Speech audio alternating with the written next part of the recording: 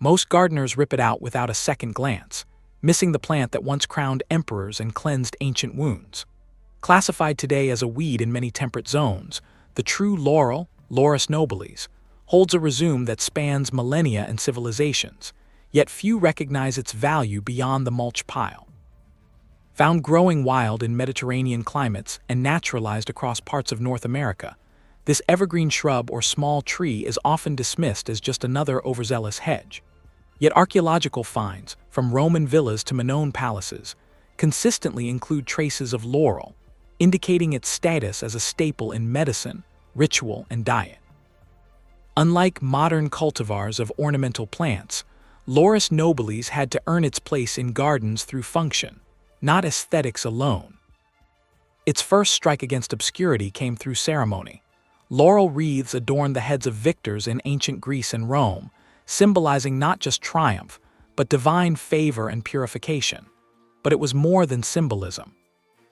Laurel leaves were burned in sacred spaces for their purifying smoke, believed to ward off disease long before germ theory, a belief later supported by findings that its essential oil components, especially cineol and eugenol, have antifungal and antibacterial properties.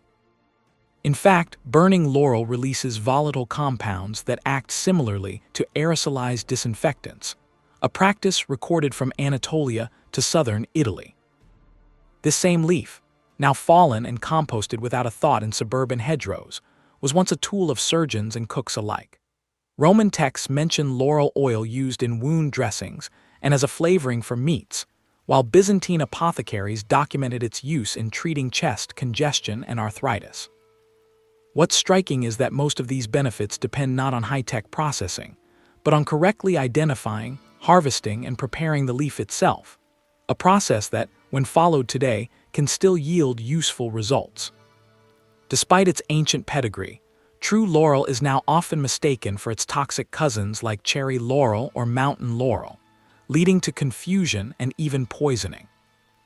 And with modern emphasis on monoculture agriculture, even the culinary use of bay leaves has shifted toward less potent, mass-grown varieties, lacking the complexity of traditionally dried Laurus nobilis. The tragedy is quiet but persistent, a powerful botanical resource, both practical and symbolic, downgraded to invasive status for growing too well in the wrong places. But what if we've been pulling out one of history's most versatile plants without even realizing it? The key lies in learning how to distinguish true laurel from its dangerous lookalikes, and why most casual observers get it wrong. One of the costliest mistakes in foraging and herb gardening is assuming any glossy, evergreen shrub with oblong leaves is safe for culinary or medicinal use. True laurel Laurus nobilis is often confused with species like cherry laurel Prunus laurosracis and mountain laurel Kalmia latifolia, both of which are toxic. The consequences of misidentification range from bitter stew to hospitalization, yet the visual differences are both subtle and decisive once understood. The first diagnostic trait lies in the scent. Crushing a fresh Laurus nobilis leaf between the fingers releases a distinct, spicy aroma, sharp, slightly sweet, with notes resembling clove and eucalyptus. Cherry laurel, by contrast, emits a bitter almond scent due to cyanogenic glycosides, a warning sign encoded in its very chemistry. This olfactory test, fast and effective in the field, gives an immediate first-line separation between safe and unsafe species. Leaf structure offers further clues. Laurus nobilis leaves are narrow, lance-shaped, with smooth, slightly undulating edges and a leathery texture. The veins are faint and run parallel without deep indentation.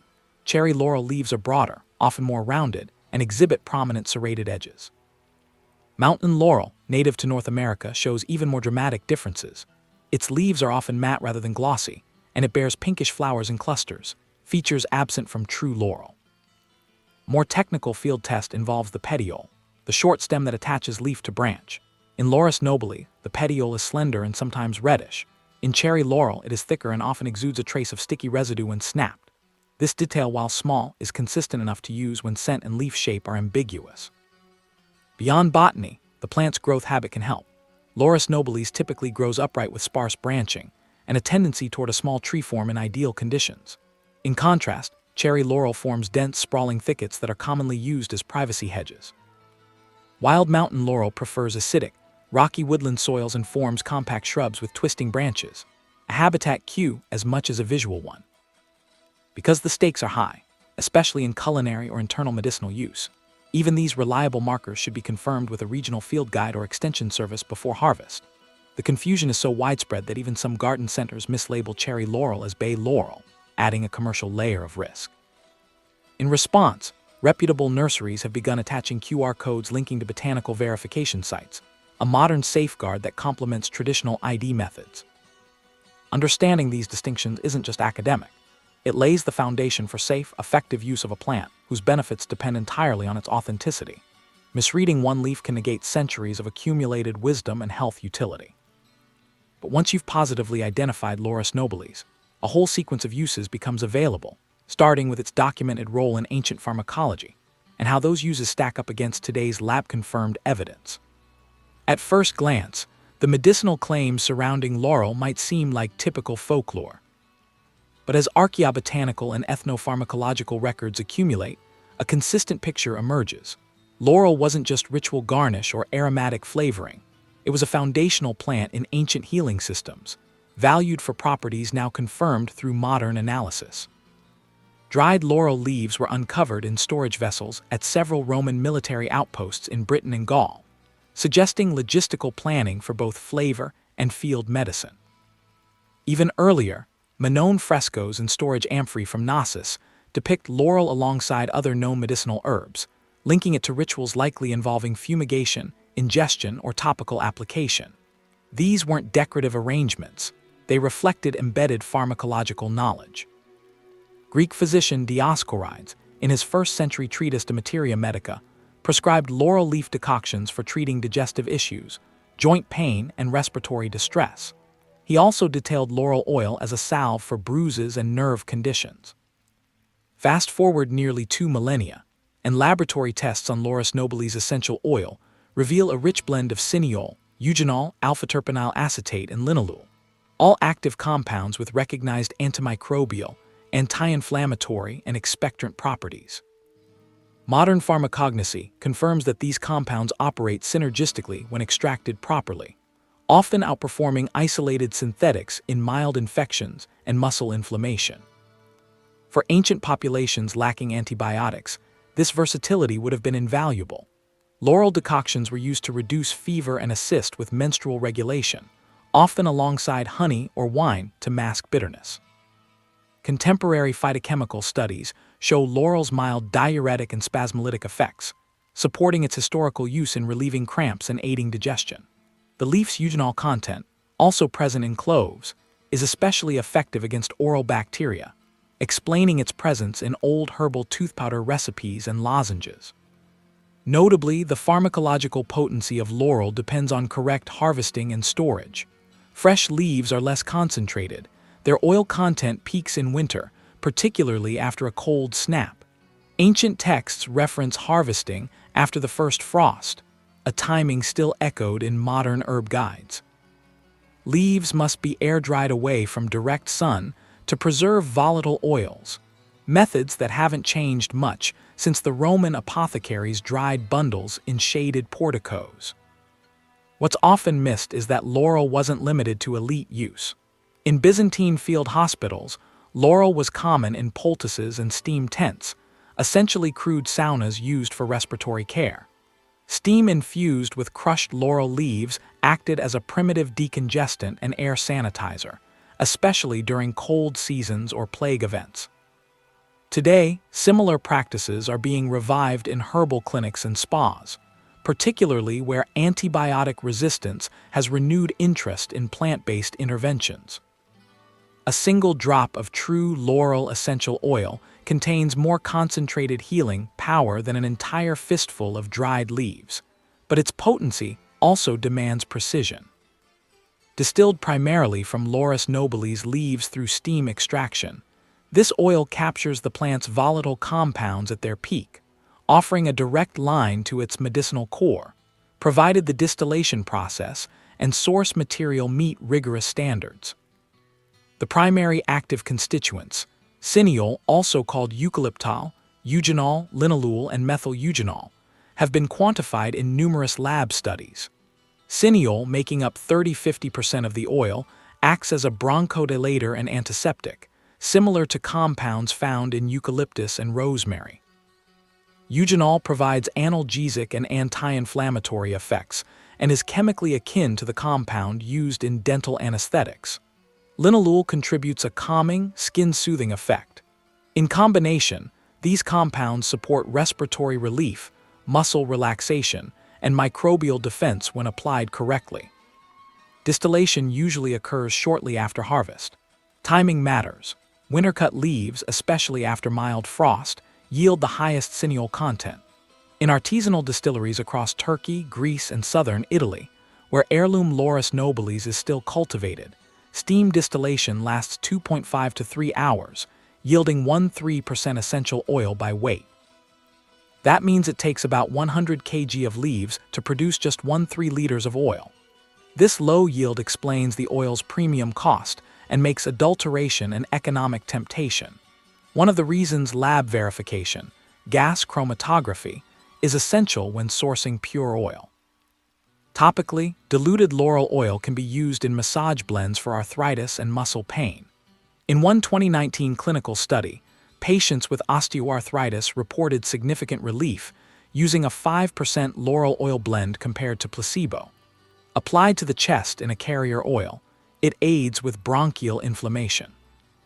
Inhalation via steam, 3 drops in 500 ml of hot water, provides sinus relief and acts as a mild expectorant.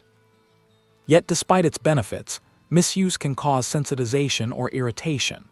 Direct application without dilution risks skin reaction due to eugenol concentration. Internal ingestion is controversial. While historically documented, modern safety data is limited, and dosage errors can lead to toxicity. Medical herbalists in the EU and UK typically limit internal laurel use to tincture form under supervision, with essential oil use confined to external or aromatherapeutic applications. Importantly, not all bay oils on the market come from Laurus nobilis.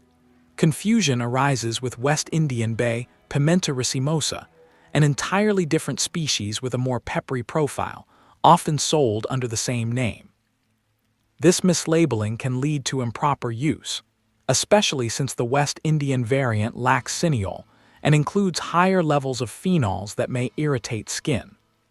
For home users, the test of a high-quality laurel oil lies in scent, fresh, camphoraceous, and sweet, clarity pale yellow to greenish, and supplier transparency, ideally with GCMS data and botanical origin labeled. Inhaling it once offers more than aroma. It connects you directly to a plant with a documented pharmacological profile thousands of years old. Most people toss in a bay leaf without thinking, unaware that a single dried Laurus nobilis leaf can change more than the flavor of a dish. For centuries, the culinary use of laurel wasn't just about taste. It was a delivery system for gentle digestion aids, anti-spoilage compounds, and aromatic volatiles that complemented the human body as much as the palate. But to retain that value, drying and storage must follow principles that few home cooks or modern suppliers observe. Fresh laurel leaves, while aromatic when crushed, contain higher levels of moisture and volatile tannins that can produce bitterness if cooked directly. Traditionally, the leaves were harvested in winter, when oil concentration peaks and bitterness is lowest, then dried slowly in shade for up to 2 weeks. This method prevents photodegradation of key compounds like cineol and linalool. Sun-drying, often employed in bulk commercial processing, can evaporate these oils prematurely, leaving behind a leaf that looks correct but lacks scent and efficacy. Properly dried Laurus nobilis leaves should be deep green with a matte finish and snap cleanly when bent. Their aroma, spicy, warm, with hints of clove and camphor, is a good indicator of potency. When added to soups, stews, or slow braises, these leaves release a gradual infusion of essential oils that aid digestion, reduce flatulence, and enhance the absorption of proteins and fats by stimulating gastric secretions. This function was not anecdotal. In Ottoman and early Mediterranean recipes, bay leaves were a common additive in legume and meat dishes precisely because they tempered the heaviness of those foods. Modern analysis has shown that laurel's volatile oils act as carminatives, helping to relax intestinal muscles and reduce gas formation. Eugenol and methyl eugenol also demonstrate antimicrobial properties, which may have subtly extended the shelf life of dishes in pre-refrigeration eras. The classic mistake is using old or improperly stored bay leaves. After 6 months in a standard spice rack, potency drops significantly. Storing dried laurel in airtight glass, away from heat and light, can preserve active compounds for up to 2 years. A useful test: if a leaf lacks scent when crushed or fails to perfume steam in hot water within 30 seconds, it's spent. There's also the critical issue of leaf origin. Many commercial bay leaves, sold in bulk or in generic spice blends, come from Umbellularia californica or Cinnamomum tamala, which differ chemically and can produce harsher, menthol-like flavors. While not inherently harmful, these substitutions shift the profile and may lack the subtle pharmacological effects of true Laurus nobilis. Worse, a small but persistent portion of mislabeled bay leaf products has included toxic cherry laurel fragments, especially in low-cost imports without rigorous quality control. To reclaim laurel's culinary potential, sourcing becomes as important as seasoning. Small producers in the Mediterranean, especially in Crete, southern Italy, and coastal Turkey, still hand-harvest heirloom Laurus nobilis for both culinary and medicinal use. These leaves, while costlier, retain the full spectrum of oils and deliver the dual benefit of deep flavor and digestive support. Burning a leaf to cleanse a space may sound like superstition, yet when laurel leaves are set alight, whether in temples, kitchens, or sick rooms, their smoke releases compounds with demonstrable antimicrobial effects. The ancient Mediterranean practice of laurel fumigation, long dismissed as ritualistic or symbolic, has gained renewed attention as modern air quality research begins to validate what healers and priests once took as self-evident. In sanctuaries like Delphi, laurel smoke played a central role in purification ceremonies, often preceding oracles or healing rites. This wasn't just ceremonial theater. The act of burning dry Laurus nobilis leaves fills the air with a fine mist of volatile oils, cineol, linalool, and eugenol, suspended in the smoke particles. These compounds are known to inhibit the growth of airborne bacteria, molds, and even certain viruses under controlled conditions. A 2006 study on medicinal smoke found that burning specific plants, including laurel, reduced airborne bacterial counts by over 90% in a closed room within an hour. Unlike modern disinfectants, the antimicrobial effect persisted for up to 24 hours after smoke exposure, making this an effective, if unconventional, method for reducing microbial load in enclosed spaces. While modern homes pose ventilation differences compared to ancient stone chambers, the principle still applies in focused settings like sick rooms, bathrooms, and greenhouses. The technique itself is simple. 1 to 3 fully dried laurel leaves are placed on a heat-safe dish or small charcoal disc and allowed to smolder. The smoke, which is aromatic but not overwhelming, begins to rise in thin, blue-gray curls, carrying both fragrance and function. Practitioners in Greece and Turkey continue to use this method during seasonal illness peaks, particularly during winter when respiratory infections are common and windows stay closed. Importantly, the quality of the leaf influences the outcome. Only true Laurus nobilis leaves, dried in shade and stored in airtight conditions, should be used. Leaves from cherry laurel or mountain laurel release harmful compounds when burned and should never be substituted. Sourcing from verified suppliers or harvesting from positively identified trees is essential. Even among correct species, older, brittle leaves with little scent produce minimal therapeutic smoke and should be discarded. While the antimicrobial benefits are measurable, the psychoactive dimension remains more speculative. Ancient accounts suggest that laurel smoke heightened awareness or induced mild trance states, particularly among oracles or seers.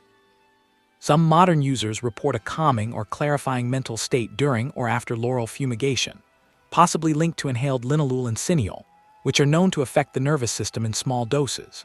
However, this use remains anecdotal and should be approached cautiously, especially by individuals with asthma or respiratory conditions.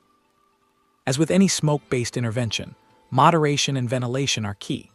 Unlike incense made from resins or woods, laurel smoke leaves little residue and dissipates quickly. It can also be combined with other traditional purifiers like rosemary or sage for layered effects, though laurel's distinctive spicy camphor profile often dominates. What began as a temple rite now resurfaces as a low-tech, accessible method of air cleansing, one that requires no synthetic sprays or electricity. And like much of laurel's history, it straddles the boundary between the physical and symbolic, offering both a practical function and a sensory ritual that resonates with those attuned to traditional forms of environmental care. The laurel wreath wasn't decorative, it was declarative. In the ancient world, to be crowned with Laurus nobilis was to be publicly recognized as favored by the divine, protected by law, or elevated above ordinary citizens. These associations weren't arbitrary. They reflected a belief, shared across empires, that laurel did more than symbolize honor. It conferred legitimacy, sanctity, and even protection. That symbolic authority lingers today in titles like Poet Laureate or Baccalaureate, echoing a tradition grounded in both botany and power. Laurel's legal and ceremonial use can be traced as far back as the Delphic Oracle, where priests chewed laurel leaves and inhaled laurel smoke to enter altered states for prophecy. But the plant's symbolism extended far beyond the temple. In Republican and Imperial Rome, military victors were crowned with laurel wreaths during triumphs, a tradition rooted in earlier Etruscan customs. These were not celebratory garlands, but symbols of alignment with Jupiter, Rome's chief deity. In legal matters, individuals granted asylum in temples often clutched laurel branches, a signal of divine protection that Roman law was bound to respect. This protection was more than symbolic. Historical records suggest that even emperors were not exempt from laurel's ritual demands. Julius Caesar is said to have worn a laurel wreath continually, not only to conceal baldness, but also to shield himself from lightning, as laurel was believed to be immune to thunderbolts. Pliny the Elder recorded that no laurel tree was ever struck by lightning, a belief that reinforced its use in defensive magic and temple construction. Archaeological finds confirm laurel's presence carved into thresholds and embedded in ceremonial tools. The leap from myth to academia came through the medieval universities of Europe, where graduates received laurel wreaths as signs of scholarly triumph. The term baccalaureate derives in part from baccalaureate, laurel berry, marking a transition from layperson to learned authority. This tradition, revived during Renaissance humanism, intentionally evoked classical imagery to position scholarship as the intellectual heir of Roman and Greek nobility. Even today, ceremonial robes and terminology preserve the botanical metaphor. In courtrooms, laurel's legacy persists more subtly. The laurel wreath remains a common emblem on judicial seals, military insignias, and national coats of arms. In many countries, it frames the faces of coins or decorates the borders of official documents. These motifs are not decorative filler. They trace back to a time when only a select few could claim the right to wear, hold, or even cultivate laurel. Ownership of mature Laurus nobilis trees in ancient cities was sometimes restricted to temples and state buildings, underscoring its role as a marker of civic authority. Even in death, laurel conveyed social rank. Roman sarcophagi often bore laurel motifs, and wreaths of laurel and olive adorned the tombs of generals and senators. This posthumous symbolism signaled not just past achievement, but continued honor in the eyes of the gods, a botanical passport to memory and veneration. These uses formed a feedback loop. Laurel was revered because it was powerful, and it was powerful because it was consistently reserved for reverence. That aura of authority continues to influence how the plant is perceived today, even when its leaves are ignored or discarded. Yet beyond symbolism, laurel's physical traits offer tangible advantages, especially in the garden, where its defensive chemistry serves both tradition and ecology.